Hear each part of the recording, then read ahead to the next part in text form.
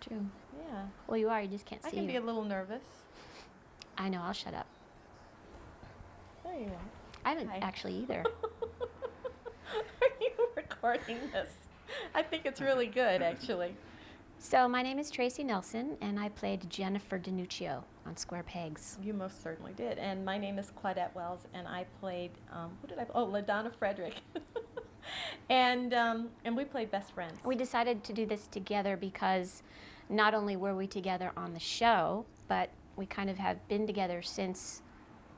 We're not partners, but we've we've been Love best, you, babe, but not love like you, babe. that. We've been best friends since the show. Yeah. Yeah. Because, you know, we met doing the show. And we bonded over hair issues on the show. And yeah, big hair issues.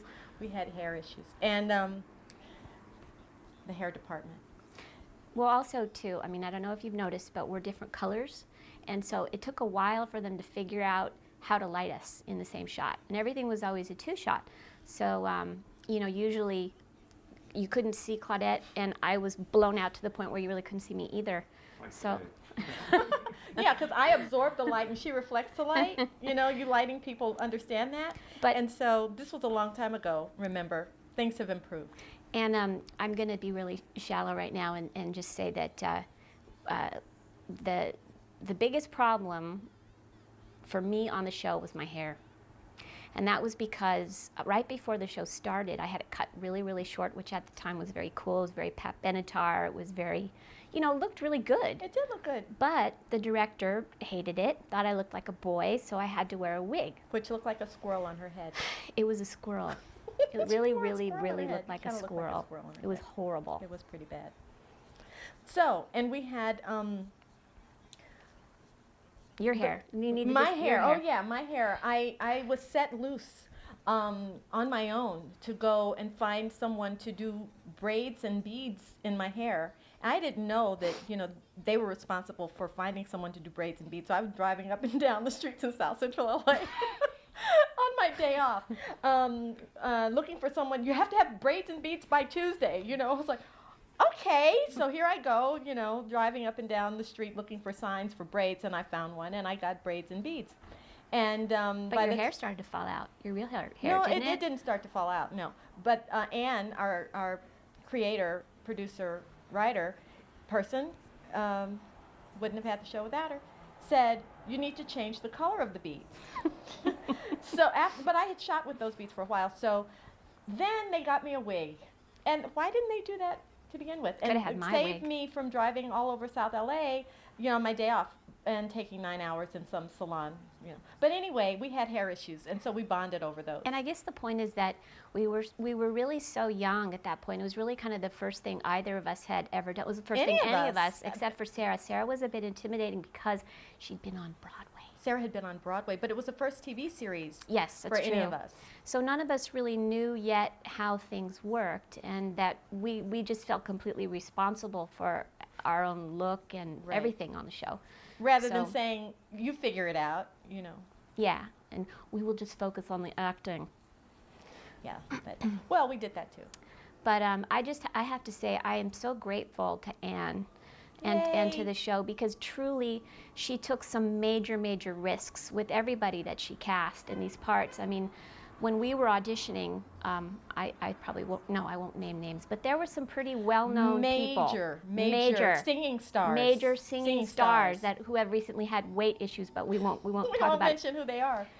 In the hallway, waiting to read, and I remember going in, I actually walked out. And I called my agent, and I called my agent and said, I can't read against these people. It's too scary.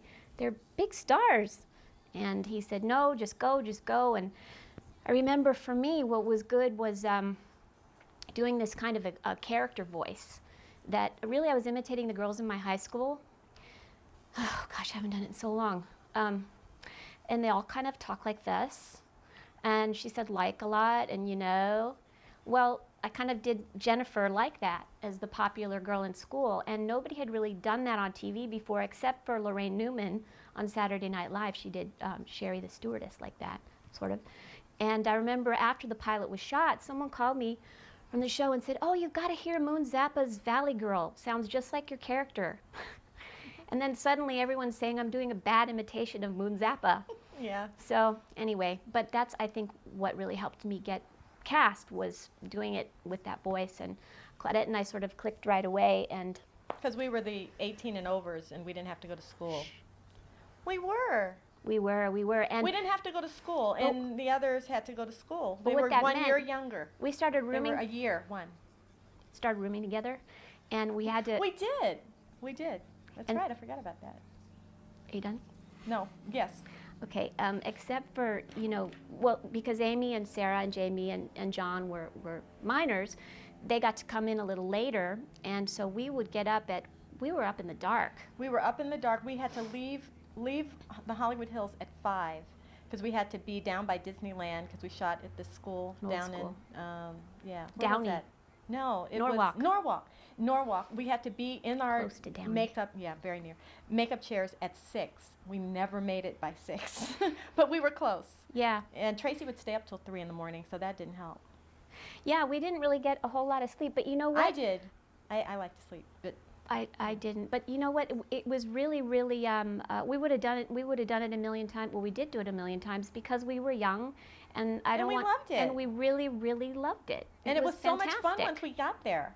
It was really fun, and it was filmed. You know, it was one camera film, so it was great. And I remember too with the words, because we had all these Saturday Night Live writers, and there was such smart writing, and everybody was always trying to figure out ways to make it funnier, which of course they do on sitcoms. But usually on a sitcom, first of all, it was a film sitcom. Usually on a sitcom, you have 3 cameras and you have an audience, a Right. studio audience. And what will happen is, I don't know if Jamie's already talked about this or not, because she does a few of them too.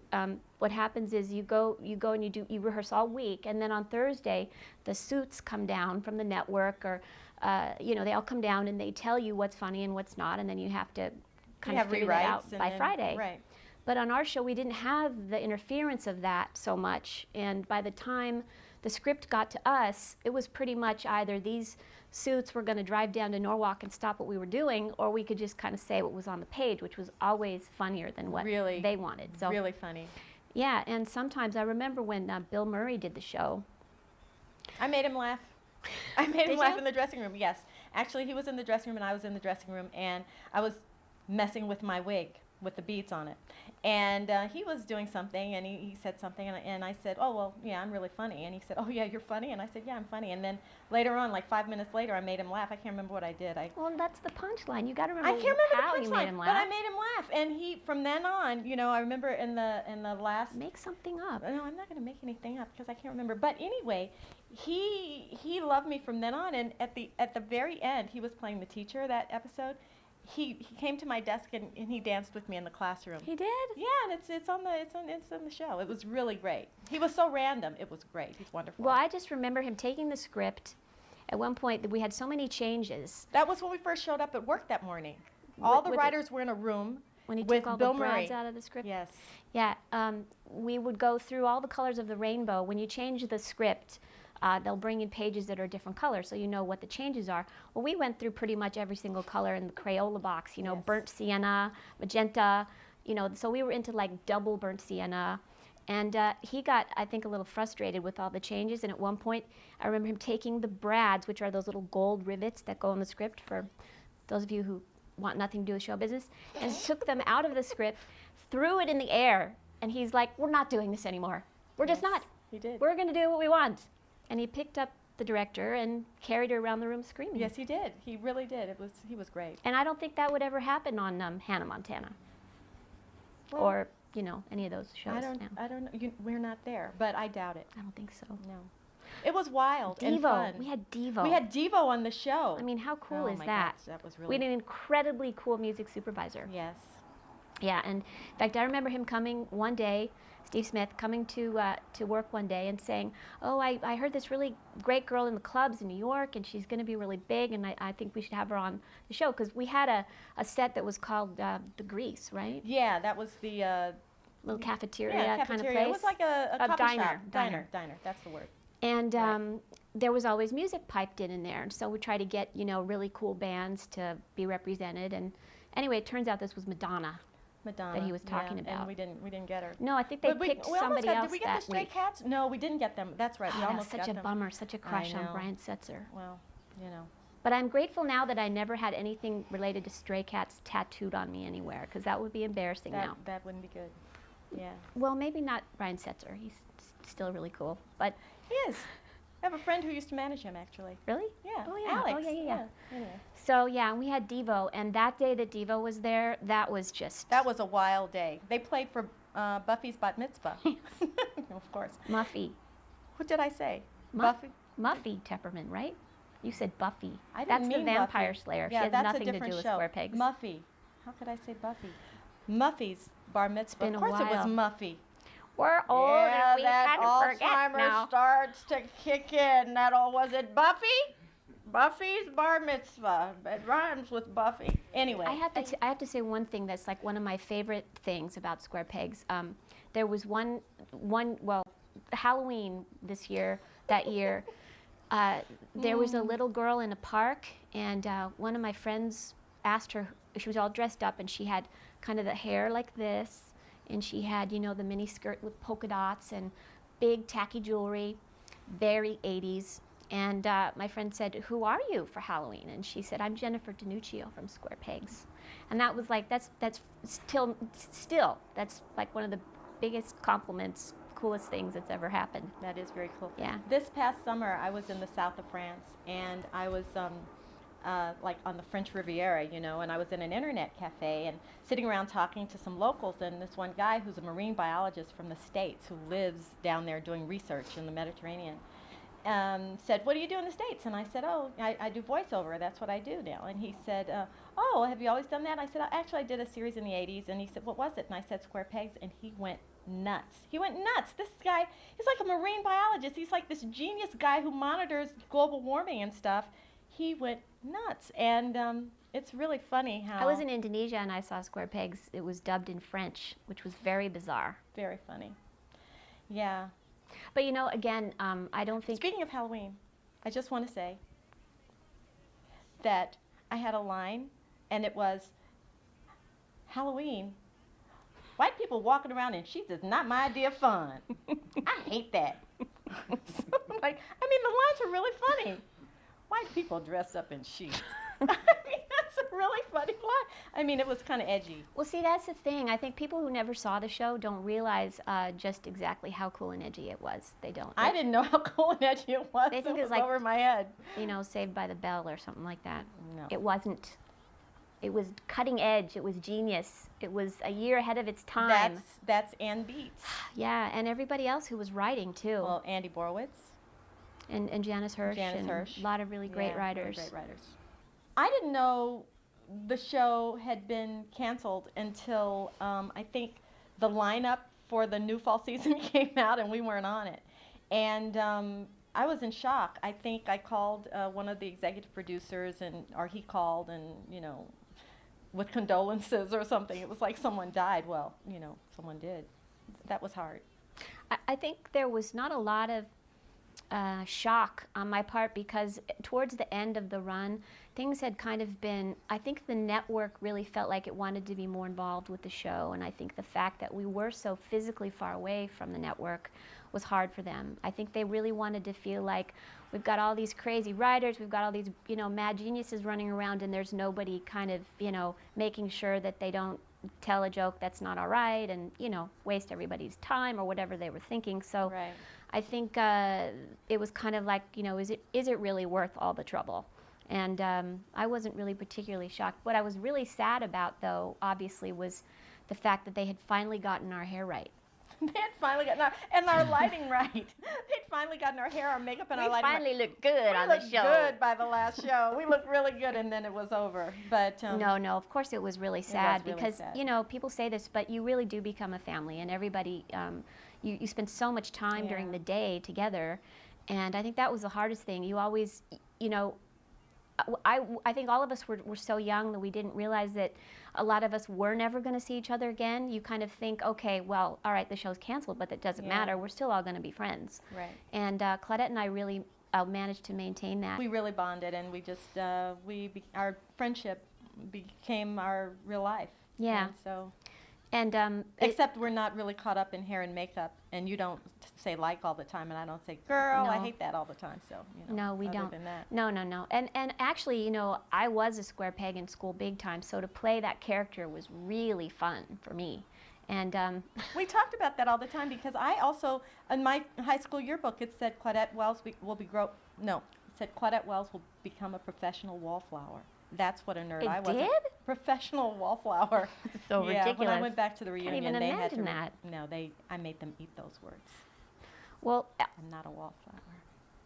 no, she's not. She I'm goes to the not. south of France and to the Riviera and You know, I have talks a to really marine good time biologists and and dance stuff. a lot, and I don't hold up the wall and blend in. I have a 15-year-old daughter who is not familiar with square pegs just because until now it hasn't really been around to watch. And she's got a really awesome sense of humor. She's got the square peg sense of humor, which is kind of dry and maybe a little bit cynical and very smart. And we were cracking up the other day. She's never even seen the show, and I was telling her about a scene. And I don't know if this will seem funny to you or not, but do you remember when we had all the international children that came? Yes. And they were all in the bathroom, and my character was putting lip gloss on and said something like, does anyone have any lip gloss? And there were all these little girls, and they're, you know, little girls in these international costumes, and they all hold up their lip gloss. And my character said something like, you're really small. something Yeah, something simple really, like that. yeah. And it was just so funny and so just off the wall and bizarre, and there was so much of that kind of humor that went on. And Well, you know, yeah, and I remember in that episode, my zinger of a line was that I had to walk Sister Nigeria to the bathroom. And my line was, in response to LaDonna, you walk with Sister Nigeria, my line was, I'll walk with, but I won't wipe. And I can't believe I said that on television. And then it made it in, and it did. I'll walk with, but I won't wipe? What kind of a kid in school says, you know. Anyway, those, you know, Sister Nigeria. You called me Sister Nigeria once when I came back from a sun tanning trip. You actually said you look like Sister Nigeria, Claudette. You're so dark, you got a tan. You know, I guess I did, Sister Nigeria. Yeah, that was a funny episode. Do you remember the time that, you know, we were doing the football episode and you had the black stuff to put under here? And you said something about, what was your line? I don't know. You said, what is that stuff called that you put on your cheeks and you put on? cheek blackening You stuff. said, oh, I thought it was shadow. I just remember it was like, you had put it all over the tops of your eyes. That was so funny. And there was that one scene with the red, there was like a red suede coat in the grease. Yeah. And you're like, girl, that jacket is hot. It is burning my eyes. And that, my character says, Tag on it. you know, I really like it except for For this. this. And it had one of those plastic tags on it from the store. I really like it, except for this. It's just really lame. Sound like really a frog. lame.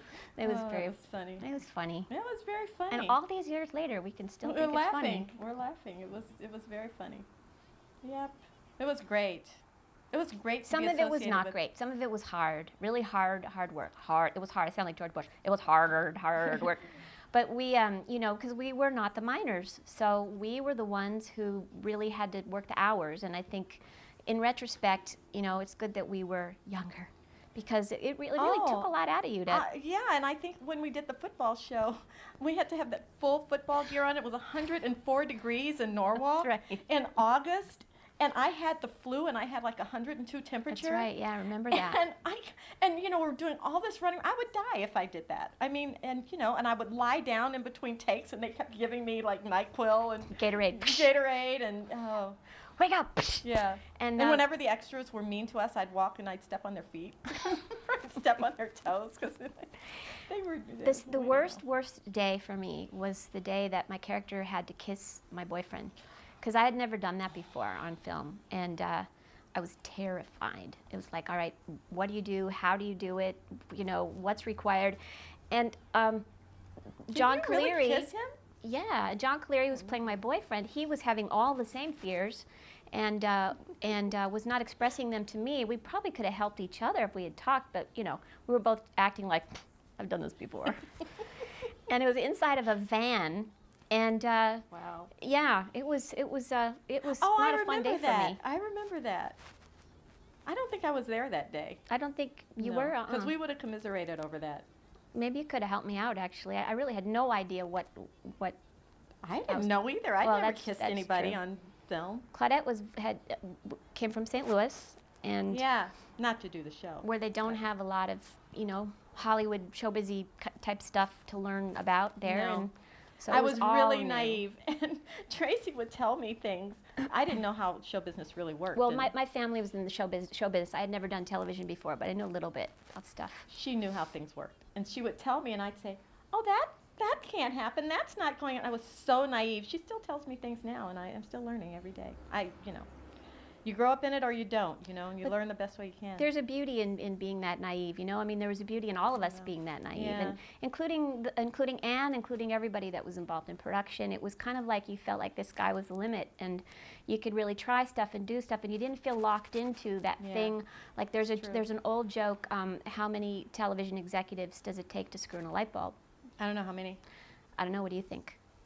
And that's kind of like, we didn't have that on our show, which was No. really great. We could. Because we were 40 miles away That's right. in And, Norwalk. and honestly, I think that's why we were canceled. I think it was too. They didn't have enough control. Right. Who knows? I don't Also, know. I don't think they were smart enough to get a lot of the jokes. Don't tell anybody I said that, but They're going to that's- find out that now. yeah. But I that you really said think it. that's true. I think a lot of the humor, back then, especially in the sitcom, it's pie in the face kind of stuff, and we didn't do a lot of that. And I think It was really funny. it was funny, and a lot of it was just over everybody's head. We said stuff that people were like, "What? What? What did she just say? Yeah. Is that okay?" My background was theater too, and so improvisational comedy Right. theater. So to me, it was just normal because you said all kinds of risque things in improvisational comedy theater. So, but I didn't know from Do you remember when we television. made fun of the facts of life? That one line? No, I don't. I don't know if What I was should the repeat line? it. Something about, I think Marshall Bleckman said something like, I think it was a football episode or something about Muffy. He was the radio announcer or something. Muffy is going to take on the entire cast of Facts of I Life. remember that. I remember that. Yeah, originally the line was Fats of Life. That's which right. They said no. We couldn't have that. Oh, and I remember too, the other reason I was very disappointed it got canceled was because there were rumors that we might have in character been able to be ushers at the Emmys, and I remember there was some talk about that and how incredibly fun that would have been to just have no big fanfare about it. We all just in character. That would have been hysterical. With our ushers' costumes, would Yeah. have been at the Emmys, just taking people to their seats, and that really sounded great. See, now she knows about that, and she probably told me, but I have no memory of that. It was a long time ago.